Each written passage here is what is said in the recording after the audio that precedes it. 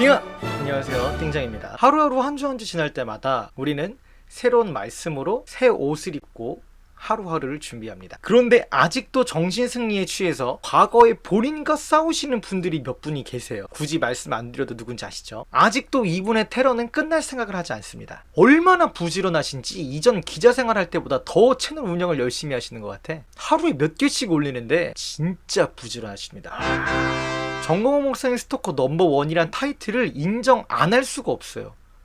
본인은 이따위로 제목 쓰시고 거론하시면서 남들한테 예의 바라는 거는 욕심인 거 아시죠? 아무쪼록 이 가죽교단의 홍보대사님의 몰락해서 폭망해버린 이전 채널 아니안TV 채널의 커뮤니티에 이분께서 저를 직접 언급해 주셨어요. 그러면서 느낀 것이 있어요. 아, 나같이 아무것도 아닌 사람의 말까지 듣게 하시는 거 보니까 그 패망의 끝이 곧 보이겠구나. 혹히 회개하였습니다. 나는 깨어있어서 정신 차려야 되겠다. 아, 그런데 이 가죽교단의 홍보대사님이 말씀하시기를 제 영상에는 논리적으로 성경적으로 방송하는 게 전혀 없대요. 인격 모독만 넘친대. 여러분, 논리가 무엇입니까? 어떠한 객관적인 사실에 근거해서 그에 맞는 취지의 뜻을 표현하는 것이 논리 아닙니까? 제 영상 제작은요, 홍보대사님의 말씀 한마디 한마디로 그 발언에 대한 의문과 지적에 대해서 만들어져요. 영상 보시긴 하시는 거죠? 틀린 거 있으면 언제든지 말씀해 주세요.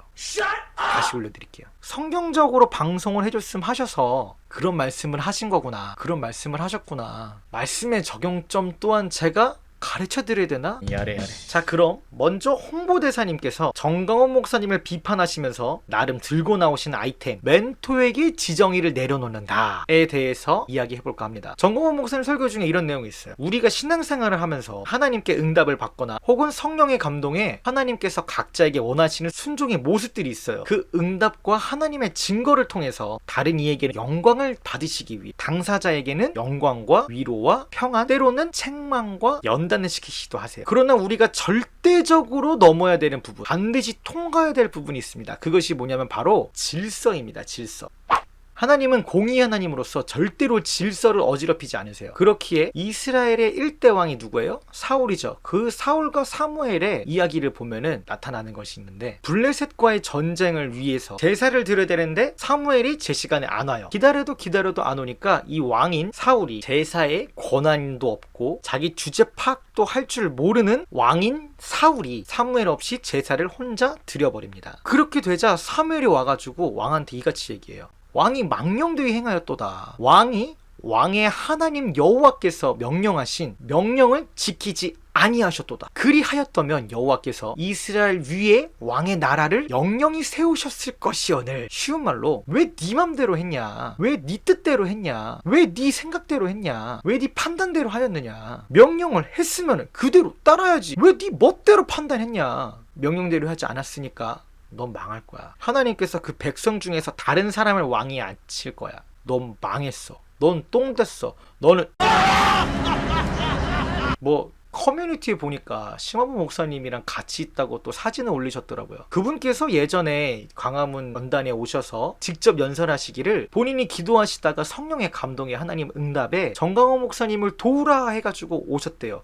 근데 정광훈 목사님께서 문재인 정부와 싸우시다가 직접 결박당하시고 안 보이게 되시니까 이분들 어떻게 하셨습니까? 그 이후 행실 앞에서는 잘 모르겠어요. 지금은 그 가죽 사모님께서 더욱더 빛을 발하고 계시던데 참 안타깝습니다. 다시 돌아와서 성경에 보면요, 사울처럼 머릿속에 자신의 명예와 자리와 욕심에 인생의 말로가 처참했던 인물들이 많습니다. 그 중에 예수님의 제자였으나 사단의 노력에 넘어가 예수님을 팔았던 가룟 유다 있죠. 그 가룟 유다는 극단적인 선택을 하기 위해서 나무에 자기 목을 매달아 놨지만 결국 떨어져서 창자가 터져서 죽었어요. 자기 머릿속으로 이해 가지 않는다고 해서 판단하고 손가락질하는 것이 능사가 아니고 올바른 모습이 아니란 말입니다. 하나님의 백성은 하나님께서 세우신 지도자의 질서를 잘 따라야 됩니다. 기드온의 300용사 사건을 보면 알 수 있어요. 전쟁을 준비하는 데 있어 제일 중요한 인구수를 말도 안 되는 숫자로 줄여버리고 칼과 창을 준비하는 게 아니라 항아리랑 횃불을 준비하고 직접적으로 달려가서 싸우고 찌르는 것이 아니라 항아리를 깨며 외치는 것이 이해가 됩니까? 안 되죠. 그때도 왜 싸움을 이렇게 하느냐 하고 손가락질 하시려고요? 그런 사람들을 걸러내기 위해서 두려운 마음을 가진 백성들을 돌려보냈던 거고, 물을 먹을 때 내 목마름에 그 육신의 정욕을 뒤로하고 개처럼 핥아먹더라도 지도자의 다음 명령을 기다리는 사람들을 걸러내신 거예요. 돈과 유튜브 채널 성장에 눈가리가 돌아가셔가지고 자극적인 제목과 썸네일로 정광훈 목사님이 이용하려고 하신 것이 아닌지 생각이 들 수밖에 없는 자료들이 있습니다. 이거 보세요. 누가 쓴 거예요? 어떤 기자라고 되어 있어요? 와, 뭐 예술적 감각이다 뭐라 뭐 이런 말씀 하시려는 건 아니죠. 제목들이 진짜 민망합니다만 열심히 이렇게 쓰셨는데도 댓글 하나도 안 달려 있더라고요. 자, 이제 아니한 추종자 사람들께서는 링크를 걸어놔 드릴 테니 직접 확인해 보셔도 좋을 것 같습니다.